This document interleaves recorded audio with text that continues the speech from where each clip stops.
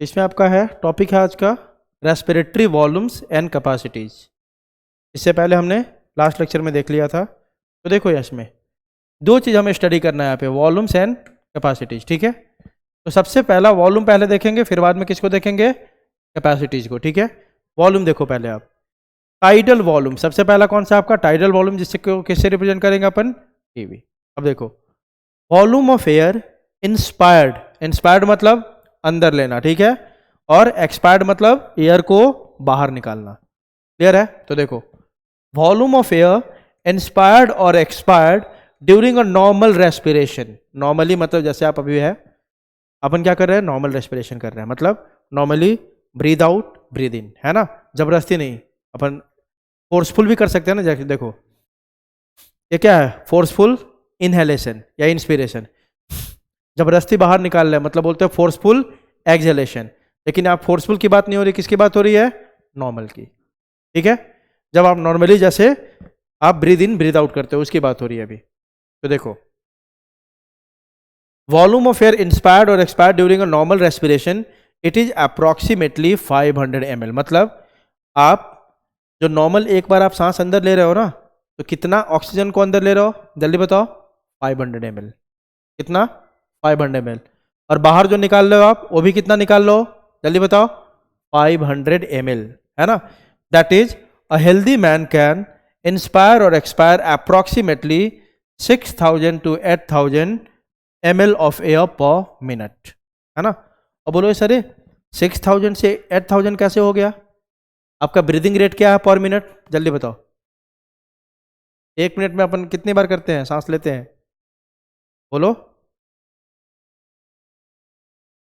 अरे normal breathing rate क्या है, कौन बताएगा।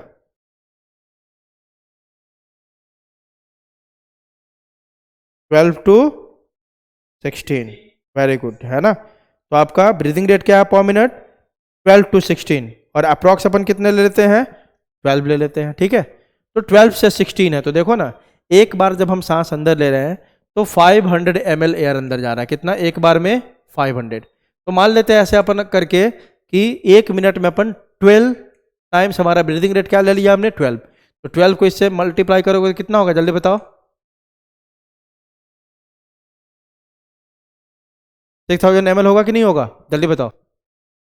तो कोई ये मतलब अपन एवरेज लेते हैं 12, है ना। वैसे 12 से 16 बीट्स पर मिनट होता है। ठीक है, किसी में एक मिनट में 12 बार आपका ब्रीदिंग करता है, कोई 13 बार, कोई 14 बार, कोई 15 बार, एक एवरेज अपन 12 लिया। अगर मान लेते कि मेरे अंदर 12 है ब्रीदिंग रेट मेरा पर मिनट, तो मेरे अंदर कितना एयर हम एक बार में अंदर ले रहे हैं, जल्दी बताओ, 6000 ml। और कितने बाहर में निकाल रहे हैं एक मिनट के अंदर, 6000 ml। इसी वॉल्यूम ऑफ एयर को बोलते हैं अपन tidal volume. Volume of air inspired और एक्सपायर्ड पर मिनट, और एक बार में कितना आता है भाई, 500 ml।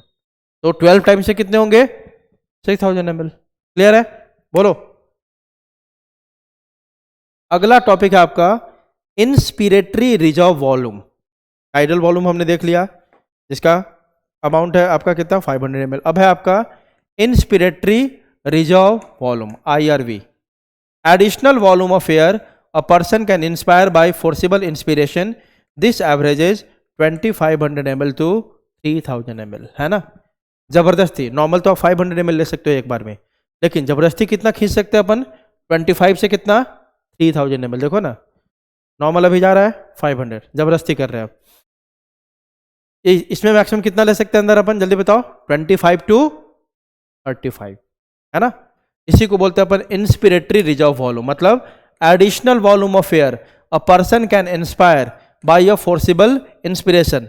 तो नॉर्मल तो तुम 500 ले ही रहे हो, लेकिन जबरदस्ती मतलब फोर्सिबल इंस्पिरेशन करके जबरदस्ती सांस खींच के अंदर कितना ले सकते हो आप, 25 टू कितना, जल्दी बताओ, 3000 ml। क्लियर है। तो जबरदस्ती जो सांस हम खींच के अंदर लेते हैं जितना एडिशनल एयर, ये 500 तो लेते ही अपन, एडिशनल एयर जितना ले रहे हैं फोर्सफुल इंस्पिरेशन से, this is called as inspiratory reserve volume. Clear है, जल्दी बताओ, बोलो। अगला है एक्सपिरेटरी रिजर्व वॉल्यूम, जस्ट उल्टा, है ना। नॉर्मली आप कितना निकाल रहे हो एयर को बाहर, जल्दी बताओ। नॉर्मली कितना निकाल पा रहे हैं अपन, 500, है ना। ठीक है, 500 ml आपका दोनों है। टाइडल वॉल्यूम किसको बोलते हैं? जितना अंदर लेते हैं उतना बाहर निकालते हैं, तो नॉर्मल है 500, ठीक है, जिसको टाइडल वॉल्यूम बोला। वॉल्यूम ऑफ एयर इंस्पायर्ड और expired, that is called tidal volume. ये तो नॉर्मल वाला है। फोर्सफुली आप कितना बाहर निकाल सकते हो? वह है 1000 से आपका 1100 ml। अंदर कितना ले सकते थे? 2500 से कितना? 3000 ml, है ना। तो ये हो गया फोर्सिबल इंस्पिरेशन, जबरदस्ती सांस खींच के इतना हम एडिशनल ले सकते हैं यार। और ये हो गया आपका फोर्सिबल एक्सपीरेशन, जबरदस्ती सांस बाहर निकाल के इतना डाल सकते हैं अपन, है ना। तो इसको बोलेंगे एक्सपीरेटरी रिजर्व वॉल्यूम। जस्ट उसका उल्टा हो गया। क्लियर है? बोलो। चलो आगे देखो। अगला है रेजिड्यूअल वॉल्यूम। रेजिड्यूअल क्या होता है? रेजिड्यू, बचा हुआ, जो बच जाता है उसको क्या बोलते हैं? रेजिड्यूअल वॉल्यूम, है ना। Volume of air remaining in the lungs even after a forcible expiration, है ना। जबरदस्ती सांस आपने बाहर छोड़ दिया, जितना छोड़ सकते हो, पूरा ताकत लगा के आपने निकाल दिया एयर को, फिर भी जो एयर आपके लंग्स में बच जाता है ना, उसको बोलते हैं रेजिड्यूअल। मतलब हमने जबरदस्ती फोर्सिबल भी निकाल दिया, फिर भी जो एयर बच जाएगा लंग्स में, उसको क्या बोलेंगे अपन? जल्दी बताओ। Residual volume. और इसका एवरेज क्या होता है? 1100 ml टू 1200 ml। क्लियर है? बोलो। हाँ, चलो आगे देखो।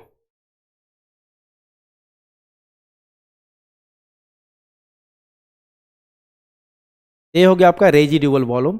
Volume of air remaining in the lungs even after a forcible expiration, this averages 1100 ml to 1200 ml।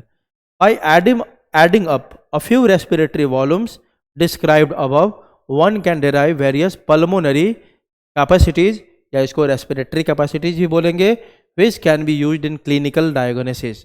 अब ये जो वॉल्यूम आपने पढ़ा 3-4 है ना, tidal volume, inspiratory reserve volume, expiratory reserve volume, यही चार चीज पढ़ा ना आपने।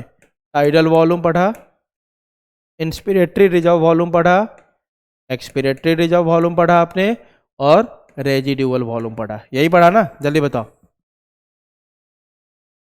ये हो गया नॉर्मली आप कितना अंदर ले रहे हो या बाहर निकाल रहे हो एयर को, ठीक है। या जबरदस्ती कितना अंदर खींच पाओगे, उसको बोलते हैं IRV। जबरदस्ती कितना बाहर निकाल पाओगे एयर को, ERV।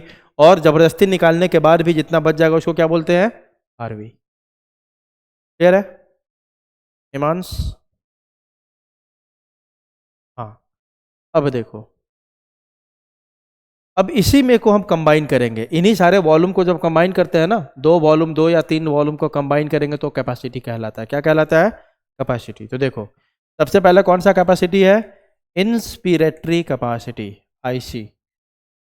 Total volume of air a person can inspire after normal expiration. तो क्या बोल रहा है? Total volume of air a person can inspire, उतना एयर एक पर्सन जो अंदर ले सकता है आफ्टर अ नॉर्मल एक्सपीरेशन। तो एक बार बताओ, जैसे जैसे पूछूं आंसर करते जाओगे। नॉर्मल एक्सपीरेशन में कितना एयर आपने बाहर निकाला? 500 निकाल दिया। ये 500 निकाला, तो इस 500 को अंदर लेने के लिए जगह खाली हो गया कि नहीं? अब जल्दी बताओ। तो ये 500 क्या कहलाता है? जल्दी बताओ। TV, टाइडल वॉल्यूम कहलाता है ना। जल्दी बताओ। तो आपने, ये पूछ रहा है कि कितना एयर आप अंदर ले सकते हो आफ्टर नॉर्मल एक्सपीरेशन। तो नॉर्मल एक्सपीरेशन किया तो 500 ml बाहर निकाल दिया, तो 500 ml लेने के लिए तैयार हो गए हम। तो 500 वो ले सकते हैं, प्लस क्या बोल रहा है? Total volume of air a person can inspire. Total volume कितना आप एक बार में अंदर ले सकते हो? एक तो नॉर्मल वाला और एक आपका जबरदस्ती वाला, वही दोनों ले सकते हो ना? उतना ही ले सकते हो ना? जल्दी बताओ। एक बार में इतना ही ले सकते हैं ना टोटल अपन। एक तो नॉर्मल वाला 500 और एक जबरदस्ती वाला जिसको क्या बोलते हैं? IRV, है ना। तो इसीलिए इंस्पिरेटरी कैपेसिटी इक्वल टू क्या हो गया? TV नॉर्मल वाला प्लस जबरदस्ती वाला को क्या बोलते हैं? जल्दी बताओ। IRV। तो TV प्लस IRV, इन दोनों वॉल्यूम को मिला दोगे तो क्या बन गया आपका? जल्दी बताओ। Inspiratory capacity. क्लियर है भाई? चलो, अब जस्ट इसका उल्टा कौन है आपका? Expiratory capacity. मतलब total volume of air a person can expire मतलब बाहर निकालना, आफ्टर अ नॉर्मल इंस्पिरेशन। तो देखो, नॉर्मल इंस्पिरेशन क्या? अंदर सांस लिया तो कितना लिया होगा अंदर? जल्दी बताओ। 500, ठीक है। तो 500 निकालने के लिए तैयार है हम, तो 500 को क्या बोलते हैं अपन, टीवी, प्लस जबरदस्ती क्या कितना निकाल सकते हैं अपन, उसको क्या बोलते हैं, ईआरवी, बोलते हैं कि नहीं, जल्दी बताओ। हाँ, तो टीवी प्लस ईआरवी क्या हो गया आपका, एक्सपिरेटरी कैपेसिटी। चलो अब आते हैं अगले में, अगला है फंक्शनल रेसिड्यूअल कैपेसिटी। क्या है आपका, functional residual capacity, FRC. Volume of air, residue जहां आ गया मतलब बचा हुआ जो रह जाएगा लंग्स में, volume of air that will remain in the lungs after a normal expiration, this includes ERV plus RV. अब ध्यान देना, फंक्शनल रेसिड्यूअल कैपेसिटी किसको बोलते हैं, volume of air that will remain in the lungs after a normal expiration, है ना। तो normal expiration कर दिया, तो नॉर्मल एक्सपीरेशन मतलब कौन बाहर हो गया भाई, टीवी तो बाहर हो गया ना, जल्दी बताओ, बोलो। उसके बाद आपने अभी पढ़ा था रेजिड्यूअल वॉल्यूम, आप रेजिड्यूअल वॉल्यूम कौन सा वॉल्यूम है, आप कुछ भी कर लो, कितना भी दम लगा लो, यह वाला वॉल्यूम हमेशा लंग्स में रहता ही रहता है, कौन वाला, रेजिड्यूअल वॉल्यूम। यही पूछ रहा है कि टोटल, हाँ यहाँ पे देखो, volume of air that will remain in the lungs, तो रिमेन इन द लंग्स हमेशा रहने वाला लंग्स में, ये हमेशा प्रेजेंट होता है, कौन आपका, जल्दी बताओ, आरवी। आरवी तो हमेशा होता है ना, पॉसिबल निकाल दिया फिर भी आरवी रहेगा ही रहेगा, तो आरवी तो रहेगा ही, जल्दी बताओ, बोलो। उसके अलावा, आरवी के अलावा नॉर्मल वाला तो निकाल दिया, लेकिन जबरदस्ती वाला तो अभी भी है ना निकालने के लिए बाकी, तो इसको क्या बोलेंगे, ईआरवी। तो RV plus ERV equal to क्या हो गया आपका, फंक्शनल रेसिड्यूअल कैपेसिटी। क्या बोल रहा है, volume of air that will remain in the lungs after a normal expiration, तो नॉर्मल एक्सपिरेशन वाला तो निकाल दिया, लेकिन जबरदस्ती जो निकाल सकते हो तो अभी उधर ही है कि नहीं, ईआरवी प्लस इतना तो हमेशा लंग्स में रहता ही रहता है, कौन वाला आपका, आरवी। तो RV plus ERV equal to क्या हो गया, जल्दी बताओ, फंक्शनल रेजिड्यूअल कैपेसिटी। क्लियर है, बोलो। अब देखो आगे, अगला है वाइटल कैपेसिटी, है ना। The maximum volume of air a person can breathe in, बोला कि मैक्सिमम कितना आप ब्रीद इन करके ले सकते हो, मैक्सिमम कितना ले सकते हो आप, जो टोटल ले सकते हो आप उसी को बोलते हैं वाइटल कैपेसिटी, है ना। तो अब देखो तो टोटल कितना ले सकते हैं अपन, एक तो नॉर्मल ले सकते हो आप, टीवी यहीं ले सकते हो ना, जल्दी बताओ, बोलो भाई। हाँ, तो पूछ रहा था maximum volume of air a person can breathe in बोल रहा है, ऐसा नहीं कि वो पहले से है, कितना आप अंदर ले सकते हो मैक्सिमम। एक तो नॉर्मल वाला ले गो आप, कितना 500 ml, एक जबरदस्ती खींच सकते हो आप कितना 2500 ml, और एक आपका वो भी तो होगा ना ईआरवी, तो जबरदस्ती निकालेंगे उसको अंदर लेने के लिए भी तो जगह खाली होगा ना, तो कौन होगा आपका ईआरवी, ठीक है। तो अब बोलोगे सर सीधा नॉर्मल वाला क्यों नहीं लिखा, नॉर्मल वाला यहाँ पे लिख दिया, नॉर्मल में आप निकालते भी इतना ही हो 500 और लेते भी उतना ही हो, तो टीवी हो गया, है ना।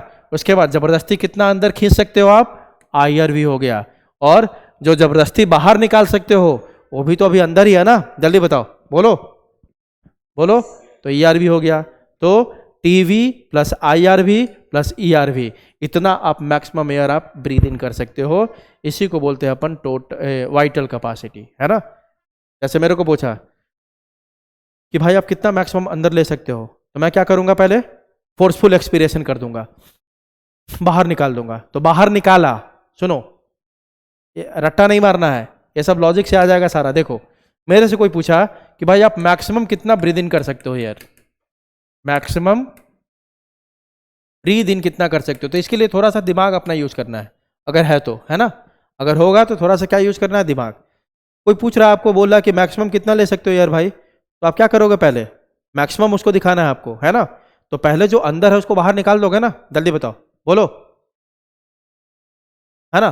तो अंदर जो जो है उसको बाहर निकालोगे, तो किसको निकालोगे अंदर से, एक तो टीवी को निकाल दोगे, और एक जबरदस्ती आप क्या करोगे, निकालोगे, उसको क्या बोलते हैं, ईआरवी, यही बोलते हैं ना, जल्दी बोलो। एक तो नॉर्मल वाला निकाल दोगे, एक जबरदस्ती वाला निकाल दोगे, ठीक है। तो जो दोनों जगह का, ये दोनों का जगह खाली हो गया कि नहीं, अब जल्दी बताओ, है ना। और प्लस एक जबरदस्ती वाला खींच सकते हैं कि नहीं अपन, आईआरवी, क्या तो मैक्सिमम अपन इतना ही ले सकते हैं कि नहीं। नॉर्मल जो निकाला उसको वापस ले सकते हैं, ईआरबी में जो निकाला 1100-1200 ml जो भी, वो फिर से ले सकते हैं, और आईआरबी जबरदस्ती खींच सकते हैं अंदर, है कि नहीं? जल्दी बताओ, बोलो। इसीलिए vital capacity equal to TV plus ERV plus क्या, आईआरबी। क्लियर है? बोलो। अब आ गया टोटल लंग कैपेसिटी। यह नहीं बोला कि कितना ब्रीद इन कर सकते हो, यह था टोटल कितना ब्रीद इन कर सकते हो। यह बोला है कि टोटल लंग्स में कितना रह सकता है एयर, मैक्सिमम। तो मैक्सिमम कितना रह सकता है भाई? Total volume of air accumulated in the lungs at the end of forced inspiration.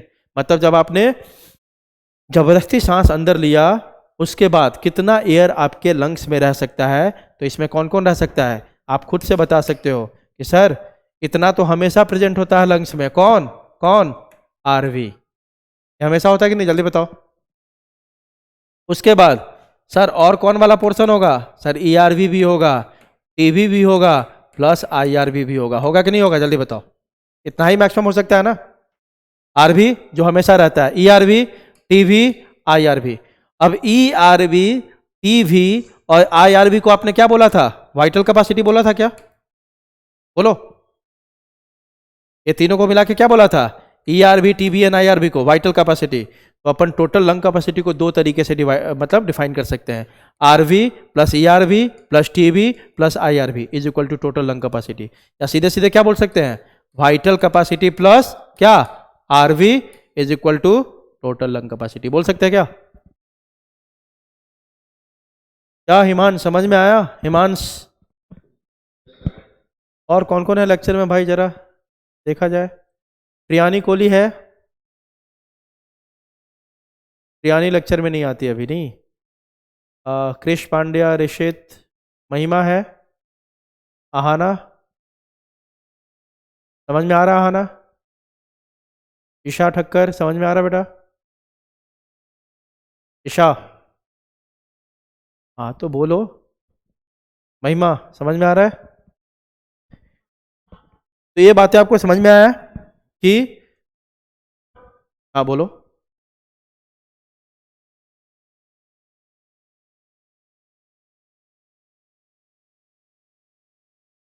समझा नहीं, फिर से बोलो। ईआरवी,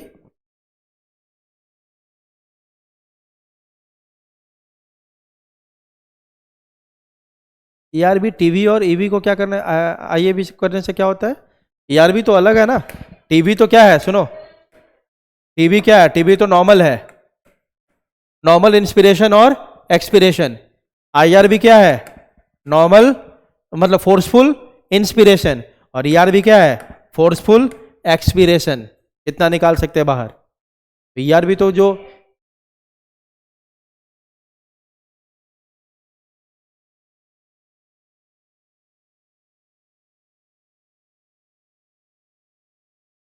गलत, सुनो।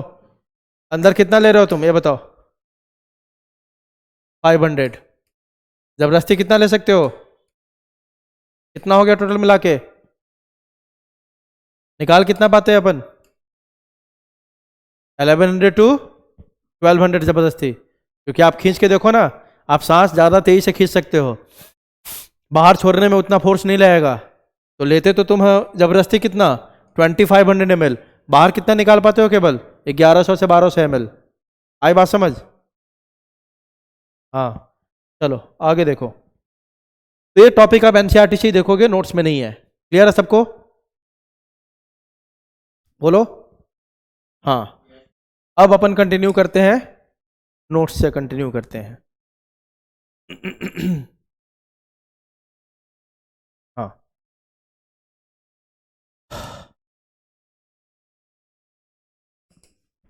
चलो देखते हैं जल्दी।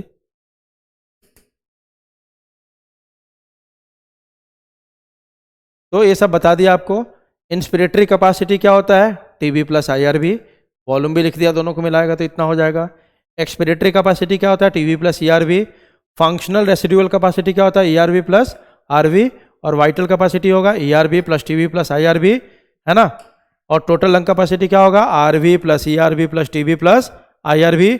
या सीधे अलग अलग और क्या क्या इसको कंबाइन करके लिख सकते हैं, वो सारा मैंने यहाँ पे लिख दिया है। क्लियर है? बोलो।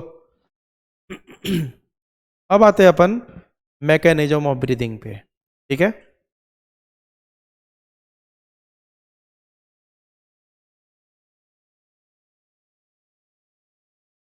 आपका ये सारा काम होता कैसे है, ठीक है। Mechanism of breathing, the movement of air into and out of the lungs is carried out by creating a pressure gradient between lungs and the atmosphere. ये सीधी बात है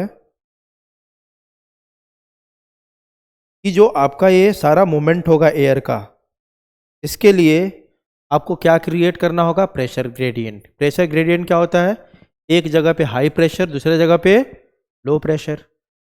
जैसे मान लो एटमॉस्फेयर से हमारे लंग्स में भेजना है O2 को, तो एटमॉस्फेयर में अगर O2 का प्रेशर ज़्यादा होगा तभी तो लंग्स के अंदर आ पाएगा, है कि नहीं, बताओ।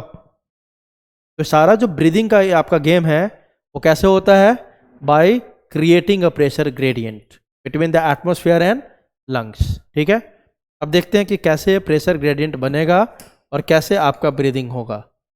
Pressure gradient is the pressure difference which creates the flow of gases from their higher pressure region to their lower pressure region. आपने पढ़ा है ना, higher concentration to lower, exactly same है। एयर का फ्लो आपका हायर प्रेशर टू कहाँ होता है, लोअर प्रेशर, ठीक है। बोलो,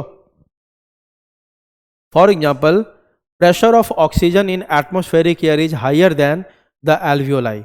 जो एटमोस्फेयर में ऑक्सीजन का प्रेशर है वो ज़्यादा होता है और एल्वियोलाई में ऑक्सीजन का प्रेशर कम होता है। इसीलिए तो एटमोस्फेयर से ऑक्सीजन कहाँ आता है, आपके एल्वियोलाई में।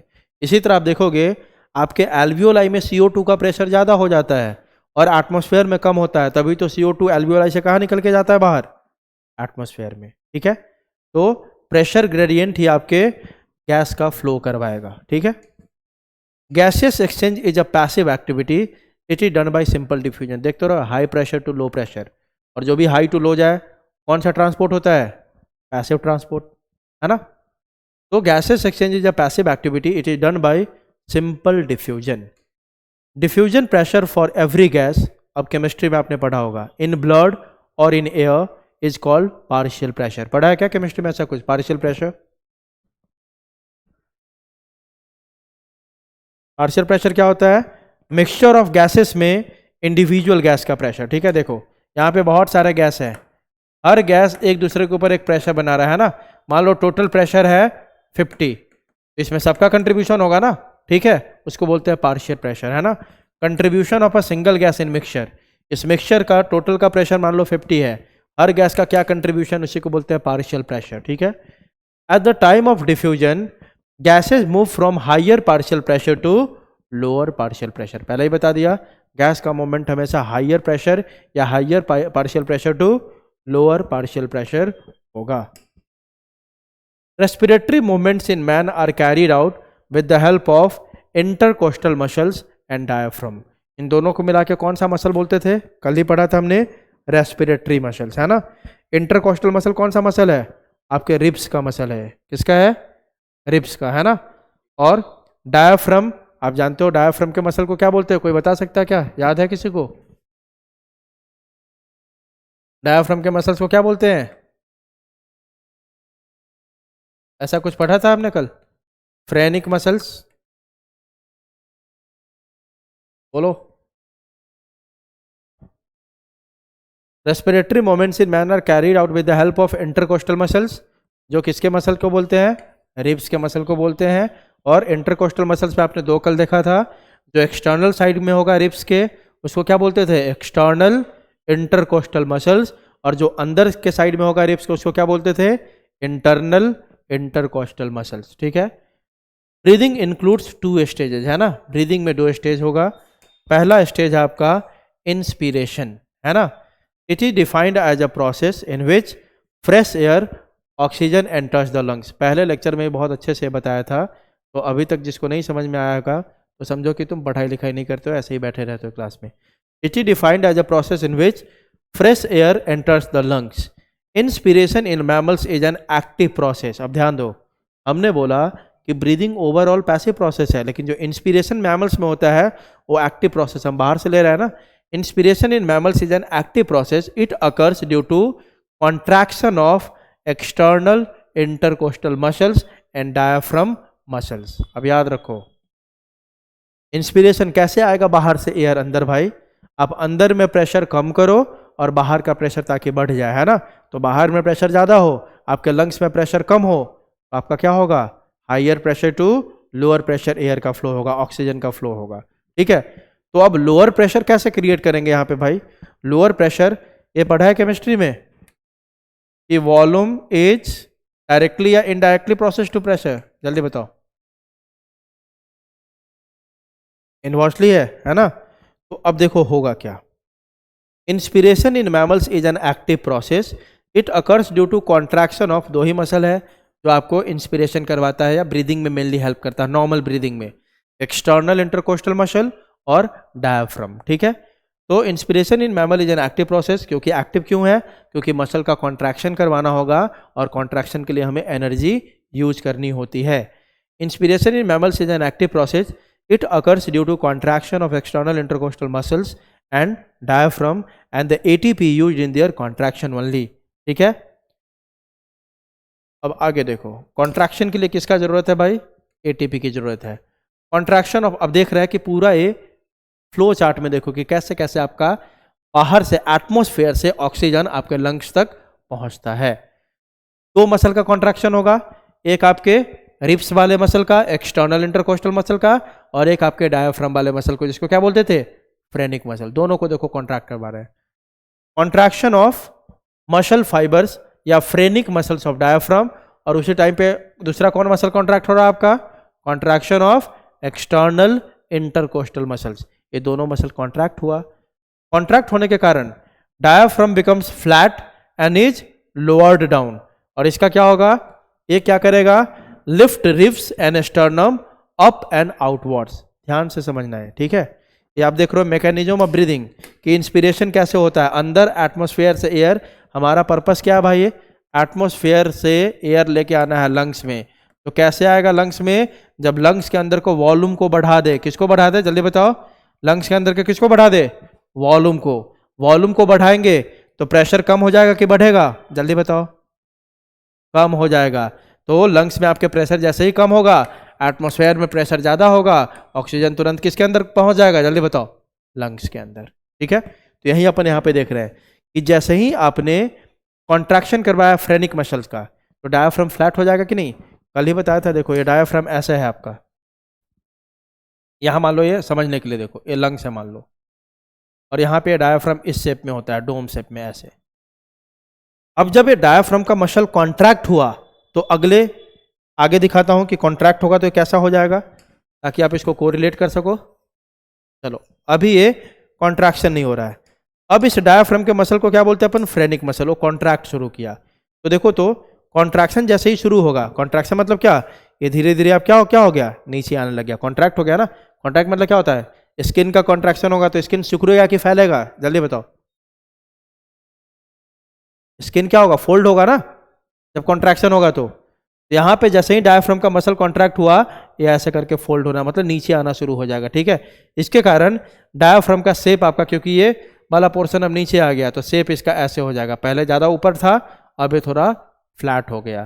फ्लैट होगा तो देखो, तो पहले जो ऊपर था तो आपके लंग्स को कम जगह मिलता था, अब ये नीचे आ गया, नीचे आएगा तो लंग्स को थोड़ा और जगह मिल जाएगा कि नहीं, जल्दी बताओ, है ना। जब ये नीचे आएगा तो आपके लंग्स को, या आप बोल सकते हो थोरैसिक कैविटी, लंग्स कहाँ पे प्रेजेंट है, थोरैसिक कैविटी में, है ना। तो थोरैसिक कैविटी का जगह बढ़ गया, थोरैसिक कैविटी का जगह बढ़ेगा तो लंग्स का भी कैविटी, लंग्स का भी वॉल्यूम क्या हो गया, बढ़ गया, और लंग्स का वॉल्यूम बढ़ा तो क्या हो गया आपका, लंग्स के अंदर का प्रेशर आपका कम हो गया, ठीक है। तो देखो, ये अब फ्लैट हो गया, तो पहले यहाँ तक था ऊपर, अब ये फ्लैट होकर मान लो यहाँ आ गया, तो आपका लंग्स को थोड़ा ज़्यादा जगह मिल गया, मतलब ये लंग्स कहाँ है, थोरैसिक कैविटी में है, तो मान लो ये लंग्स है और ये आपका थोरैसिक कैविटी है, तो थोरैसिक कैविटी को ज़्यादा जगह मिला तो लंग्स भी इसके अंदर फैलेगा। फैलना मतलब क्या, लंग्स का क्या बढ़ गया आपका, क्या बढ़ गया, जल्दी बताओ, वॉल्यूम। वॉल्यूम जैसे ही बढ़ा, इसके अंदर प्रेशर क्या हो जाएगा, कम, है ना, प्रेशर कम होगा, जिसके कारण एटमॉस्फेयर से एयर कहाँ आ जाएगा, आपके लंग्स में। क्लियर है, बोलो। तो यह काम केवल अकेले डायाफ्राम का मसल नहीं करवाता है, उसी टाइम पे दूसरा मसल भी कॉन्ट्रैक्ट हो रहा है, intercostal muscle, external intercostal muscle. ये क्या करता है, लिफ्ट को ऐसे, जो आपका रिब्स है उसको आगे की तरफ ऐसे खींचेगा। कॉन्ट्रैक्ट होगा तो खींचेगा चीजें। ये देखो, ये शर्ट अगर कॉन्ट्रैक्ट होगा तो पक्की बात है ये खींचेगा चीज को, क्योंकि ये सिकुड़ रहा है तो ये खींचेगा ऐसे साथ, है ना। तो ये क्या करता है, ये आपका एक्सटर्नल इंटरकोस्टल डायफ्राम वाला कहानी तो समझ गए कि वो कैसे आपका वॉल्यूम बढ़ा रहा है। अब इसकी कहानी समझ लो कि ये भी कैसे हेल्प कर रहा है वॉल्यूम बढ़ाने में। जो एक्सटर्नल इंटरकोस्टल मसल है वो क्या करेगा, वो आपका कॉन्ट्रैक्ट करेगा। उसके कारण क्या होगा आपका, जैसे ही ये कॉन्ट्रैक्ट करेगा, ये रिब्स को ना, ये फ्लैट जो रहता है रिब्स उसको ऐसे उठा लेगा, मतलब ये बाहर की तरफ खींच लिया रिब्स को, है ना। तो वही लिख रहा है, lift ribs and sternum up and outward, या दो तरीके से खींचेगा। ये पूछता है, इसमें कंफ्यूज होना था एनसीईआरटी के लाइन में। दो मूवमेंट करवाएगा रिब्स का है। एक तो उसको कहाँ खींचेगा, ध्यान से देखो, बहुत आसान है। जैसे ही आपका कॉन्ट्रैक्शन हुआ एक्सटर्नल इंटरकोस्टल मसल में, ये लिफ्ट किया रिब्स को और स्टर्नम को। स्टर्नम कौन सा बोन है, चेस्ट बोन, है ना। अप एंड आउटवर्ड्स मतलब ऊपर भी खींचेगा और आपका आगे भी खींचेगा। आई बात समझ, जल्दी बताओ, अप एंड आगे, बात समझ में आई, जल्दी बोलो। तो अप एंड आगे खींचेगा तो बताओ, तो देखो, अप मतलब ऊपर, ऊपर खींचा तो आपको और जगह मिल गया कि नहीं थोरैसिक कैविटी को, जल्दी बताओ। ऊपर खींच लिया, है ना, और आगे भी ऐसे खींच लिया। तो ये शर्ट देखो, इस शर्ट में अभी वॉल्यूम कम है, जब इस शर्ट को आगे खींच लिया तो वॉल्यूम बढ़ गया कि नहीं अंदर का, जल्दी बताओ, बोलो, है ना। तो ये जैसे ही आपका कॉन्ट्रैक्ट करता है, यह लिफ्ट कर लेता है रिब्स को और स्टर्नम को, ऊपर भी और आगे भी, दोनों मूवमेंट करेगा, ऊपर भी खींचेगा हल्का, आगे भी खींचेगा, ठीक है। इस दोनों के कारण क्या होगा, फ्रेनिक मसल और एक्सटर्नल इंटरकोस्टल मसल के कारण क्या होगा आपका, देखो, increase in volume of thoracic cavity in antero posterior axis. ये किस एक्सिस में बढ़ा है, ये दोनों बात याद रखोगे। जो आपका डायफ्राम का मसल है वह एंटेरो पोस्टीरियर एक्सिस में बढ़ा दिया, इसके वॉल्यूम को। एंटेरो पोस्टीरियर मतलब आगे पीछे वॉल्यूम बढ़ा है। और जो आपका इसका muscle, external intercostal muscle, ribs का मसल, वह किस पोजीशन में बढ़ा है, डॉर्सो वेंट्रल एक्सिस में। मतलब देखो ना, दोनों मिलकर बेहतरीन काम किया।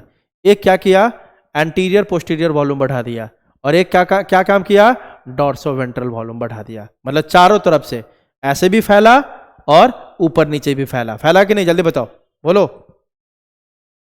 बस देखो, इस लाइन को कुछ लोग कोरिलेट नहीं कर पाते हैं, आसान है, नहीं समझ में आया तो बस याद रखना कि जो डायफ्राम फ्लैट हुआ ना, तो वह किस पोजीशन में बढ़ा है आपका, एंटेरो पोस्टीरियर पोजीशन में। किस पोजीशन में, एंटेरो पोस्टीरियर, ऊपर नीचे ऐसे, है ना।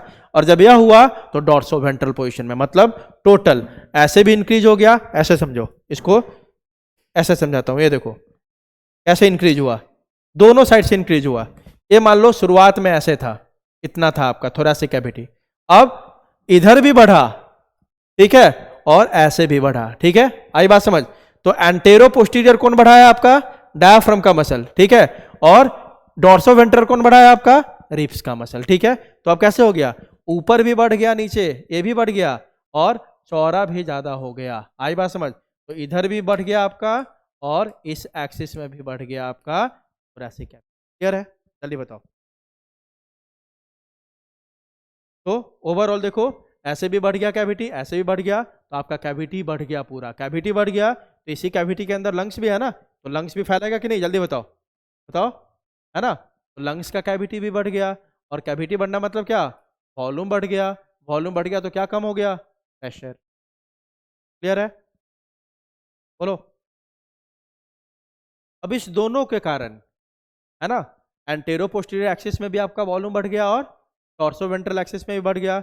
इसके कारण होगा, these two leads to similar increase in the volume of pulmonary cavity। कि अगर थोरैसिक कैविटी का वॉल्यूम बढ़ा, इसी के अंदर लंग्स भी है, तो लंग्स के कैविटी को क्या बोलते हैं, पल्मोन, तो उसका भी कैविटी बढ़ेगा कि नहीं बढ़ेगा, लंग्स का, जल्दी बताओ, है ना। और जब लंग्स का भी कैविटी बढ़ गया तो प्रेशर क्या हो गया, कम। This leads to decrease in pressure within the pulmonary cavity which is less than the atmospheric pressure. Atmospheric air enters into the lungs, that is. बात समझ में आई। तो समझाने के लिए बहुत बता दिया, सिंपल सा है कि सर ऑक्सीजन हमें बाहर से अंदर लाना है लंग्स में। कैसे लाएंगे, लंग्स के प्रेशर को कम करना होगा, ताकि एटमॉस्फेयर में ऑक्सीजन का प्रेशर ज़्यादा हो जाए, और हाइयर प्रेशर से लोअर प्रेशर में कौन आ जाए, ऑक्सीजन, ठीक है। अब ये होगा कैसे? सिंपल सी बात है, तो दो ही मसल इसके लिए रिस्पॉन्सिबल है। रिब्स का कौन सा मसल? एक्सटर्नल इंटरकोस्टल मसल, और डायाफ्राम का फ्रेनिक मसल, दोनों में कॉन्ट्रैक्शन शुरू होगा। कॉन्ट्रैक्शन शुरू होने के कारण जो आपका डायाफ्राम का मसल है वो एंटीरो पोस्टीरियर एक्सिस में थोरैसिक कैविटी के वॉल्यूम को बढ़ा देगा, और जो आपका दूसरा वाला है ना, वह आपका डॉर्सो वेंट्रल एक्सिस में कैविटी को बढ़ा देगा, और जिसके कारण क्या हो गया? पूरा थोरैसिक कैविटी का क्या हुआ? स्पेस आपका बढ़ गया। थोरैसिक कैविटी के अंदर ही लंग्स है आपका, है ना? अगर थोरैसिक कैविटी का वॉल्यूम बढ़ा तो लंग्स का बढ़ेगा कि नहीं बढ़ेगा? जल्दी बताओ। तो पल्मोनरी कैविटी का ही वॉल्यूम बढ़ गया। अब कैविटी बढ़ना मतलब क्या है? स्पेस बढ़ गया। स्पेस मतलब वॉल्यूम बढ़ गया, और वॉल्यूम बढ़ा तो प्रेशर क्या हो गया लंग्स में? कम। एयर तुरंत आपके एटमॉस्फेयर से कहाँ पहुंच गया? लंग्स। क्लियर है? ठीक है। अब तो इंस्पिरेशन तो देख लिया कि ऑक्सीजन कैसे आपके लंग्स में पहुंच गया। अब देख रहे हैं expiration. It is a passive. Inspiration active process था, क्योंकि उसमें मसल को कॉन्ट्रैक्ट करना था ताकि कैविटी बढ़े। यहाँ पे अब मसल को रिलैक्स करना है, तो रिलैक्स करने के लिए एनर्जी लगाने की जरूरत होगी क्या? नहीं। तो एक ऐसा प्रोसेस होगा पैसिव प्रोसेस, जबकि इंस्पिरेशन कैसा प्रोसेस था? Active process. ठीक है, क्योंकि वहाँ पे मसल कॉन्ट्रैक्ट करवाना था। देखो, अब जो वहाँ पे किया ना उसका जस्ट उल्टा कर दो। वहाँ पे क्या किया था हमने? डायाफ्राम के मसल्स को कॉन्ट्रैक्ट करवाया था, है ना? एक्सटर्नल इंटरकोस्टल मसल को क्या करवाया था? कॉन्ट्रैक्ट करवाया था। अब दोनों फिर से रिलैक्स होगा तो फिर से अपने नॉर्मल पोजीशन पे पहुंच जाएगा कि नहीं? जल्दी बताओ, बोलो। रिलैक्स होना मतलब क्या? फिर से वो अपने नॉर्मल पोजीशन पे, जैसे देखो ना, ये डोम शेप था, ये पहले ऐसे था, कॉन्ट्रैक्ट होकर ऐसे फ्लैट हो गया, फिर से रिलैक्स होगा तो फिर से डोम शेप हो जाएगा कि नहीं? जल्दी बताओ, बोलो। अरे बोलो हाँ ना। हाँ। तो देखो, जैसे ही रिलैक्स होगा दोनों मसल, वो फिर से अपना आपका ओरिजिनल पोजीशन ले लेगा। ओरिजिनल पोजीशन लेगा मतलब क्या हो गया? फिर से थोरैसिक कैविटी का क्या स्पेस क्या हो जाएगा? कम हो जाएगा, मतलब वॉल्यूम कम हो जाएगा, तो प्रेशर क्या हो जाएगा? जल्दी बताओ। बढ़ जाएगा। बढ़ेगा ना? बोलो। It is a passive process due to relaxation of external intercostal muscles and diaphragm. As a result the thoracic cavity attains it original position. जैसे ये रिलैक्स किया, फिर से जैसे शुरू में था वह पोजीशन रीगेन कर लिया आपका thoracic cavity. This leads to decrease in volume of thoracic cavity and pulmonary cavity. As a result pressure within pulmonary cavity increases and it becomes greater than atmospheric pressure. Air goes out from lungs into atmosphere. कौन सा air? कौन सा air बाहर जाता है lung से atmosphere में? ये बात समझ में आई नहीं आई? अंश समझ में आया? सेम उल्टा कहानी है यहाँ पे, है ना? यहाँ पे भाई रिलैक्स किया, रिलैक्स करेगा तो सब अपने नॉर्मल पोजीशन पे चला गया, मतलब जो थोरैसिक कैविटी है वो डिक्रीज हो गया। फिर से थोरैसिक कैविटी अगर डिक्रीज हुआ तो लंग्स का कैविटी भी, पल्मोनरी कैविटी भी क्या हो गया? डिक्रीज हो गया। कैविटी डिक्रीज मतलब वॉल्यूम डिक्रीज हो गया, मतलब प्रेशर बढ़ गया लंग्स के अंदर, और प्रेशर बढ़ेगा लंग्स में ज़्यादा हो जाएगा, एटमोस्फेयर में कम हो गया। CO2 तुरंत लंग से कहाँ निकल गया? एटमोस्फेयर। क्लियर है? बोलो। अब यहाँ देखो लिखा हुआ है नॉर्मल ब्रीदिंग, मतलब नॉर्मल इंस्पिरेशन एंड एक्सपिरेशन। अभी ब्रीदिंग अपन देख रहे थे, मैकेनिज्म ऑफ ब्रीदिंग। ब्रीदिंग में ही आता है। ब्रीदिंग में लंग्स वाला पोर्शन है बस, कि ऑक्सीजन को लंग्स में भेजना और CO2 को लंग्स से बाहर भेजना। This is called breathing. क्या? External respiration. इंटरनल देखेंगे जब अब एल्वियोलाई से कहाँ जाएगा? ब्लड में। ब्लड से कहाँ जाएगा? टिश्यू में। वो आगे का पार्ट है। अभी ब्रीदिंग देख रहे हैं कि ऑक्सीजन को हमने पहुंचा दिया लंग्स तक, और CO2 को लंग्स से कहाँ भेज दिया? बाहर। ठीक है। Normal breathing, normal inspiration and normal expiration is called abdominal breathing. Normal अभी ब्रीदिंग कर रहे थे ना, तो अपन एब्डोमिनल ब्रीदिंग बोलते हैं, क्योंकि मेनली डायाफ्राम ही इस काम को करवाता है। ठीक है। As it is mainly due to movement of diaphragm and chest movements are inconspicuous. आप देखो ना, नॉर्मली ब्रीथ करके देखो, ऐसा नहीं कि चेस्ट बहुत हिलता रहता है, चेस्ट लगता है कि एकदम अपने पोजीशन पे, पता भी नहीं चल रहा है ना, क्योंकि इसमें डायाफ्राम ज़्यादा आपका इन्वॉल्व है। इसलिए नॉर्मल ब्रीदिंग को हम एब्डोमिनल ब्रीदिंग भी बोल सकते हैं। ठीक है। लेकिन जैसे ही फोर्सफुल करोगे, चेस्ट का मूवमेंट आपको दिखेगा, है ना, तो उसको थोरैसिक ब्रीदिंग बोल देते हैं, क्योंकि उसमें चेस्ट मतलब रिब्स के मसल ज़्यादा इन्वॉल्व हो जाते हैं। क्लियर है? चलिए बोलो, बोलो। हाँ। Forceful breathing involves conspicuous movement of the thorax और chest, therefore called thoracic breathing. Common sense की बात है। नॉर्मली देखो चेस्ट का मूवमेंट नहीं हो रहा है, मतलब मेनली कौन सा मसल लगा हुआ है उसमें? डायाफ्राम वाला। उसको बोल देते हैं एब्डोमिनल ब्रीदिंग। लेकिन जैसे ही आप जबरदस्ती आप करोगे, देखो चेस्ट का मूवमेंट हो रहा है, मतलब थोरैसिक मसल्स लग गए इसमें, है ना, जो आपका कोस्टल मसल्स है, तो इसलिए इसको बोलते हैं thoracic breathing. We have the ability to increase the strength of inspiration and expiration with the help of additional muscles. This is called forceful breathing, है ना. कुछ और मसल्स को मिला ले तो हम जबरदस्ती भी सांस को अंदर ज़्यादा ले सकते हैं और एयर को ज़्यादा अंदर ला सकते हैं, उसको बोलते हैं अपन फोर्सफुल ब्रीदिंग. अभी आपने पढ़ा भी, फोर्सफुल इंस्पिरेशन भी कर सकते हैं और फोर्सफुल एक्सपिरेशन भी कर सकते हैं, पढ़ा ना भी. During forceful expiration internal intercostal muscles and सब एब्डोमिनल मसल्स, है ना, some abdominal muscles contract. It is active process, याद रखना. अभी तक नॉर्मल वाले में एक्सटर्नल इंटरकोस्टल मसल होता है, इन फोर्सफुल वाला जैसे ही आएगा तब कौन सा मसल आपका इन्वॉल्व हो जाता है, जल्दी बताओ. Internal intercostal muscle. डिफरेंस याद रखना, नॉर्मल में इंटरनल इंटरकोस्टल मसल का काम नहीं है. The rate of breathing in a normal healthy man is 12 to 16 times per minute. An instrument known as a spirometer is used to estimate the volume of air involved in breathing movements, which helps in clinical assessment of pulmonary function. Lung के function को अगर check करना है तो आप क्या करोगे, एक इंस्ट्रूमेंट को लेते हैं हम, उसका नाम है स्पायरोमीटर, और यही स्पायरोमीटर क्या चेक करता है, आपका एस्टिमेट करता है कि कितना वॉल्यूम ऑफ एयर आपके ब्रीदिंग में इन्वॉल्व. तो volume of air involved in the process of breathing can be measured with the help of an instrument that is called spirometer. ठीक है.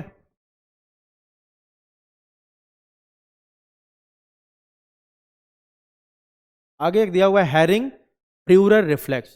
इन the walls of bronchi and bronchioles stress receptors are located. Stress मतलब जो उसको जैसे ही वो फैलेगा उस signal को ब्रेन को भेज देगा, वो बोलते हैं स्ट्रेस रिसेप्टर्स. यूरिनरी ब्लैडर में पढ़ा था हमने, याद है ना, बोलो. इन the walls of bronchi and bronchioles, इसी तरह ब्रोंकाई और ब्रोंक्यूल्स के वॉल में भी आपके क्या होते हैं, स्ट्रेस रिसेप्टर्स होते हैं. And these stress receptors are stimulated by over stretching of the lungs. Lungs जैसे ही ओवर स्ट्रेच होगा, ज़्यादा फैल जाएगा ना, ये स्ट्रेस रिसेप्टर तुरंत सिग्नल भेज देगा सीएनएस को और बोलेगा कंट्रोल करो, लंग्स ज़्यादा फैल गया. ठीक है. Nerve impulses are sent along the vagus nerve. एक नर्व का नाम है to inhibit the inspiratory area. जो ब्रेन में आपका इंस्पिरेटरी एरिया ना, जो इंस्पिरेशन करवाता है, अब इतना ज़्यादा इंस्पिरेशन हो चुका है कि लंग्स फैलने लग गया, तो तुरंत आपका स्ट्रेस रिसेप्टर सिग्नल भेजेगा किसको, कौन नर्व लेके जाएगा, वैगस नर्व नाम का वो लेके जाएगा ब्रेन के पास, और क्या बोलेगा भाई कि जल्दी से बंद करो इस एरिया को, इंस्पिरेटरी एरिया को, मतलब इंस्पिरेशन को रोको, क्योंकि ऑलरेडी लंग्स में बहुत ज़्यादा एयर भर चुका है. ठीक है.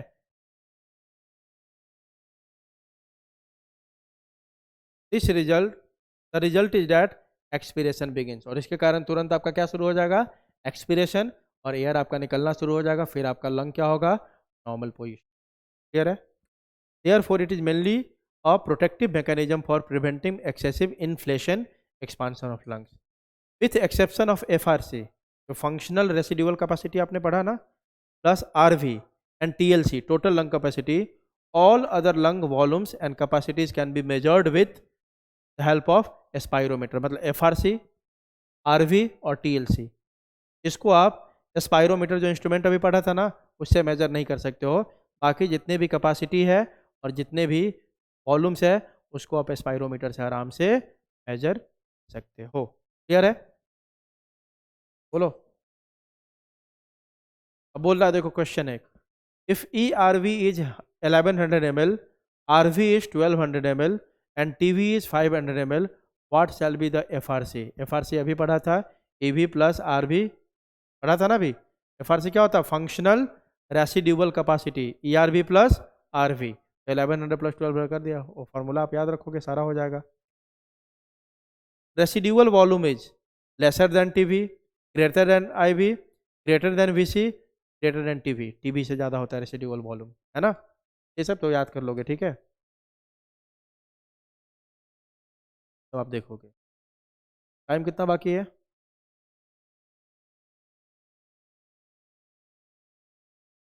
ये सब कुछ क्वेश्चन है, आप आराम से इसको देखोगे, सॉल्व करोगे, क्योंकि ये सब इंपॉर्टेंट है.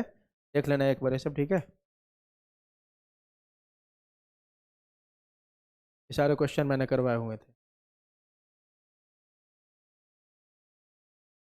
ये आपको सारा ग्राफ दिख रहा है. ठीक है. ये देखो ग्राफ, पूरा आपको एक ग्राफ में वही सब दिख रहा है, आप देख सकते हो. यह लाइन जो है, ये भी बता ही देता हूँ थोड़ा सा, यह लाइन जो है रिप्रेजेंट कर रहा है टीवी। किसको रिप्रेजेंट कर रहा है इस लाइन, ए लाइन, जल्दी बताओ, टीवी को। ठीक है, ए लाइन किसको रिप्रेजेंट कर रहा है, टीवी। मतलब इतना आप देख रहे हो कि टीवी, ये वाला। उसके बाद टीवी के अलावा जितना ज़बरदस्ती ले सकते हो उसको क्या बोलते हैं अपन, जल्दी बताओ, IRV बोलते हैं ना। ठीक है, टीवी के अलावा, तो ध्यान देखो, यह लाइन, सारे लाइन से आपको पता करना है। ठीक है, यह लाइन है आपका, ध्यान से देखना, यह वाला लाइन देखो, यहाँ पे एक लाइन यहाँ भी है, ये आपका नॉर्मल वाला है। ठीक है, नॉर्मल ये है, यहाँ नीचे यहाँ ऊपर, तो ये टीवी है, एक्सपिरेशन वाला, इंस्पिरेशन वाला। उसके बाद ज़बरदस्ती जितना ले सकते हो उसको क्या बोलते हैं, IRV। ठीक है, और ज़बरदस्ती जितना बाहर निकाल सकते हो उसको क्या बोलते हैं, ERV। यह लाइन आपका दिख रहा है ना, ये टीवी है, टीवी में ऊपर ये टीवी का लाइन है, ये नीचे आपका एक्सपिरेशन वाला, ये एक्सपिरेशन है, और ये आपका क्या है, नॉर्मल इंस्पिरेशन। इसके अलावा जितना एक्स्ट्रा ले सकते हो उसको क्या बोलते हैं, IRV। जितना एक्स्ट्रा आप निकाल सकते हो उसको क्या बोलते हैं, ERV। ठीक है, अब देखो, इतना आपका क्या है, यहाँ से लेके यहाँ तक ERV, इतना क्या है आपका टीवी, और ऊपर में क्या है, IRV। तो ये सबको मिला के अपन बोल सकते हैं VC। VC इसका क्या होता है, TV plus IRV plus ERV। मतलब यहाँ से लेके यहाँ तक के पूरा को क्या बोलेंगे। बात समझ में आ रही कि नहीं आ रही है, बताओ। आसान है भाई, आप ढंग से बस लाइन को देखो, लाइन को देखना है। दिस लाइन इज टीवी, मतलब यहाँ ऊपर में दिखा रहा है इंस्पिरेशन, यहाँ तक इंस्पिरेशन, और ये क्या दिखा रहा है, नॉर्मल आपका, जल्दी बताओ, एक्सपीरियंस। क्लियर है, बोलो। ये नॉर्मल, एक्सपिरेशन और इंस्पिरेशन देख लिया। आप देखो, नॉर्मल से ऊपर जितना आप ले सकते हो इसको क्या बोलते हैं, IRV, और नॉर्मल से नीचे जितना ले सकते हो इसको क्या बोलते हैं, ERV। बोलते हैं ना, नॉर्मल से ऊपर जितना ले सकते हो IRV, और नॉर्मल से नीचे जितना छोड़ सकते हो, मतलब जितना जबरदस्ती निकाल सकते हो इसको क्या बोलते हैं, ERV। मतलब निकालने को नीचे दिखा रहे हैं और लेने को ऊपर। अब आगे देखो, उसके बाद यहाँ से लेते हैं, यहाँ से यहाँ तक क्या है, ERV। ठीक है, यहाँ से यहाँ तक क्या है, टीवी, है कि नहीं, जल्दी बोलो। और इसके ऊपर क्या है आपका, IRV। तो ERV, टीवी प्लस IRV, उसी को तो बोलते हैं क्या, VC। ठीक है, उसके बाद देखो, पूरे को मिला दो। उसके बाद ERV, जबरदस्ती आपने एयर को निकाल दिया, फिर भी जो लंग्स में बच जाता है उसको क्या बोलते हैं, RV। बोलते हैं कि नहीं, है ना। तो निकालने वाला को नीचे दिखा रहा है, बहुत सिंपल है सर, इतना टीवी हो गया। टीवी से जो ज़्यादा ले सकते हैं अपन, IRV, और जितना ज़्यादा छोड़ सकते हैं उसको क्या बोला, ERV। ठीक है, ERV के बाद भी जितना बच जाता है हमारा लंग्स में उसको क्या बोलते हैं, RV। ठीक है, अब sir ERV, TV plus IRV को मिला के बोलते हैं VC। अब देखो, अब यहाँ से लेके नीचे से लेके पूरा ऊपर तक चले जाओ तो इसको क्या बोल देंगे, सी, है ना। PLC मतलब RV plus ERV plus TV plus IRV, सीधे बोल सकते हैं। इन तीनों को मिला के बोल दिया VC, और नीचे आ गया RV। VC plus RV equal to क्या हो जाएगा, सी। क्लियर है,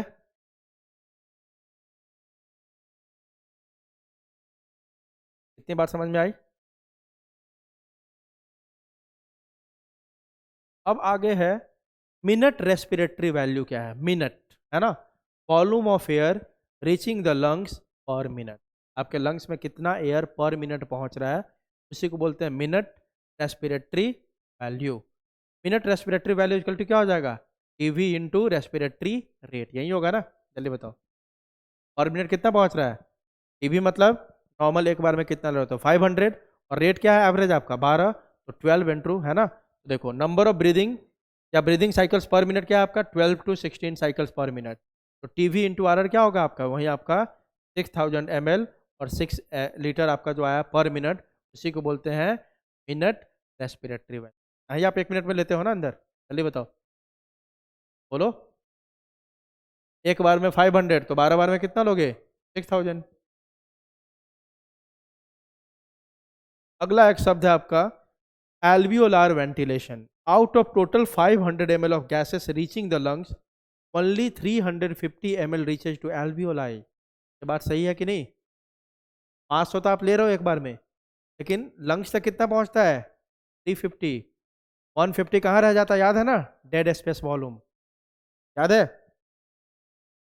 trachea bronchioles, trachea bronchial system में भी 150 ml उसी में रह जाता है, याद है ना। बोलो। तो क्या बोलते थे अपन, डेड स्पेस वॉल्यूम। जितना 500 ml जा रहा है ना, उसका 150 ml वहीं पे फंसा रह जाता है आपका ब्रोंक्यूल्स इन सब में, उसी को बोलते थे डेड स्पेस वॉल्यूम, जिसका अमाउंट कितना था 150 ml, याद है ना। तो देखो, अंदर आपने लिया 500, लेकिन एक्सचेंज के लिए कितना अवेलेबल है, ओनली 350। 150 आपका क्या,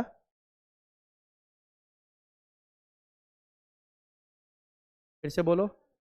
नहीं दे रहा, फिर से बोलो, इसका क्वेश्चन को रिपीट करना।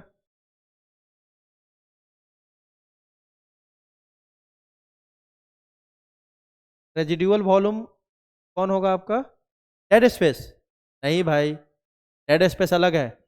रेजिडुअल वॉल्यूम तो लंग्स में जो एयर है उसको बोलते हैं। लंग्स में आपका जितना एयर रह जाएगा बाकी फोर्सफुल एक्सपिरेशन के बाद, उसको बोलते हैं रेजिडुअल वॉल्यूम, है ना।